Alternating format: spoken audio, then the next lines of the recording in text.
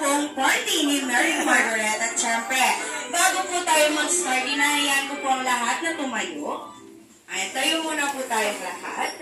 At syempre, bago tayo mag-start, kailangan ko muna marinig sa inyong mga bibig kung sino po ang may birthday ngayon! Ay, parang di nila alam. Imitado po ba tayo? Okay, isa pa. Sino po ang may birthday ngayon? Margaret! Ayan, iba-iba. Okay lang yan. At syempre, i-welcome na natin ang birthday celebrant together with her proud mommy and daddy and brother. At syempre, kasama na ang ating celebrant na si Mary Margaret!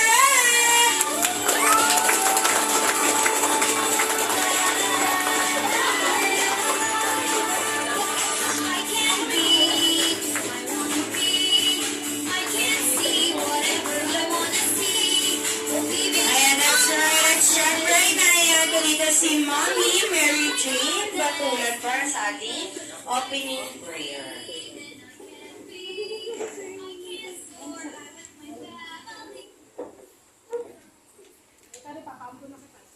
Praise the Lord. Let us close our eyes. Let us pray. Hallelujah. Yes, O Lord, we bless your name, O God, and we glorify your name. Thank you, Father God, for this evening, Lord. Thank you for this day, Lord, na kami po iningatan mo sa lugar nito sa aming pagpunta, Panginoon.